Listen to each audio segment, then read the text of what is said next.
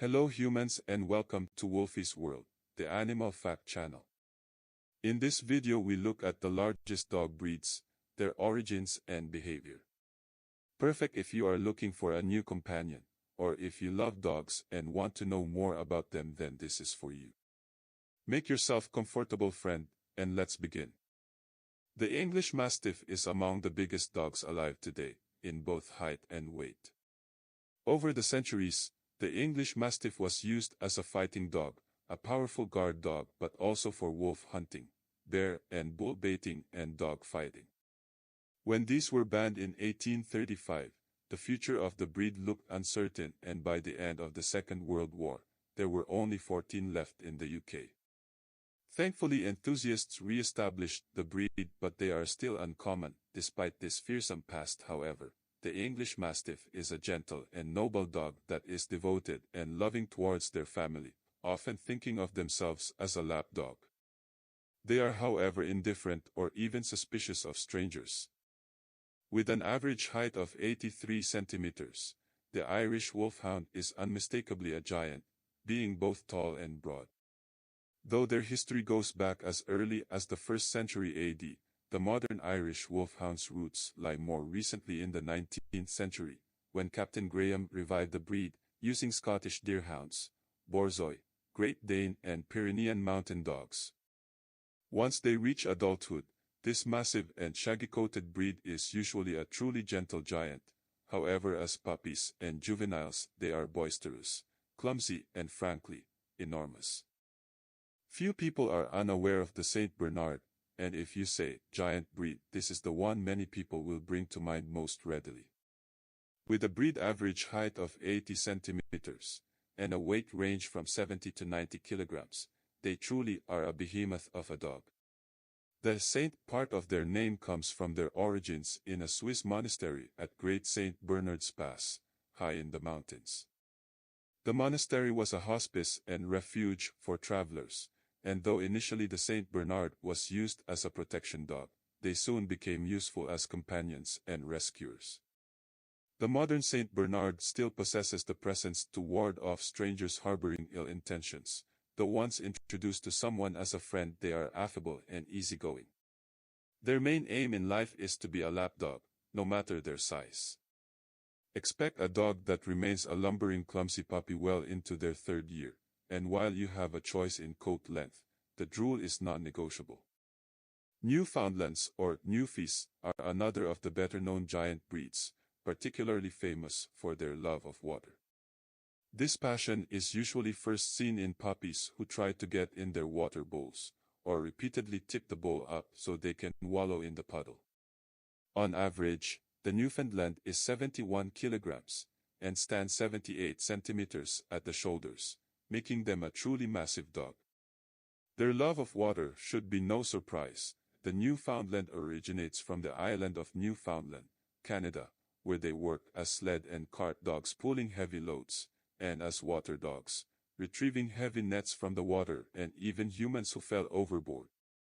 Their heavy, oily and weatherproof coat meant they could survive the extreme low temperatures and wind chill, even whilst wet, and their huge, webbed feet made them effective swimmers with great traction on wet, icy, slippery ground. Today, they are still used for water-related dog sports, karting and as steady, adorable and enormous companions. An interest in outdoor swimming will make life with a Newfoundland much more fun, as will be diplomacy when your Newfie rescues swimmers who do not want to be rescued. On the smaller end of the giant breed scale, the Dogue de Bordeaux or Dogue, also known as the French Mastiff, is nonetheless still a pretty hefty, sizable dog. Known for their reddish fawn coloration and their smiling, heavily wrinkled face, this Molosser breed's history is very mixed. From farm work, war dog, hunting, pit fighting, bull baiting, guard dog, and now most commonly, as a companion and show dog, the Dogue has turned a paw to most doggy roles in their time.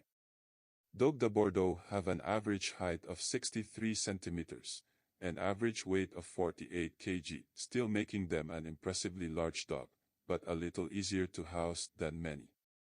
Being on the smaller side, they mature at around 2 years old, and are more agile and faster, and will require more exercise and physical activity. Great for owners who want a big but still active dog. The Anatolian Shepherd stands at 71 to 81 centimeters high with a weight of 50 to 59 kilograms. Recognized by both UK and US kennel clubs, these are still dogs with a strong history of protection against both animal and human threat to their own familiar people and livestock. Their nomadic lifestyle, often protecting livestock independently of any owner, meant they had to make their own call on what constituted a threat and take appropriate action. This means they're a big, heavy, and athletic, and a very tough dog to live with and train, and should be considered specialist for those living on large, securely fenced properties with prior livestock guardian breed experience and few visitors. The huge Neapolitan Mastiff is a surprisingly quiet dog, and though often a little slow to react, this should not be mistaken for a lack of intelligence. They just like to think things through properly. Famous for their heavy, loose skin, falling in dramatic wrinkles, with the appearance of a dog wearing a skin several sizes too big, they still fully believe themselves to be lapdogs. Their origins lie in southern Italy, where they were bred for protecting homes and the loose skin designed to make it hard for a predator, human or animal, to grab hold of them. Standing around 68 centimeters tall on average and weighing around 60 kilograms, the Neapolitan Mastiff should be lean and hard under a loose skin, with breeders now attempting to scale back extreme wrinkling for the good of the breed's health. They have a hard, shiny coat that is surprisingly weather-resistant, and comes in a variety of blues, black, fawn, brown and brindle. Despite their size, as puppies the Neapolitan is very bouncy and active, and although they slow down as they mature, this is one of the more active giant breeds. They do need a decent steady walk, and plenty of training to be enjoyable to live with, and you really do have to like slobber, because it will be everywhere. One of the tallest of the breeds and frequently featured in the Guinness Book of Records for their height, the Great Dane is a well-recognized giant breed.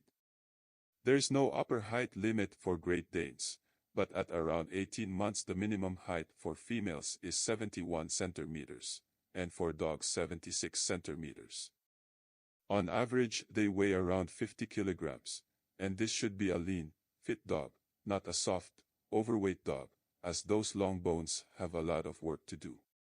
Their origins lie in Germany, as boar hunting dogs who were also capable of protecting the estates of the wealthy and noble. As with all the giant breeds, expect them to behave like puppies well into their third year, and to be awkward to transport, expensive to feed and capable of producing an outstanding quantity of drool. Unfortunately, like many large dogs, they are often short-lived. Though not the smallest of the giant breeds but possibly the lightest, the deerhound stands around 76 centimeters tall on average and weighs about 42 kilograms, with females being smaller and lighter. More recently bred to take down deer and hold them until a human hunter could finish the job, the deerhound has written records going back 500 years or more. Their true original job was catching wolves, which survived in Scotland until at least 1680 and possibly into the 18th century.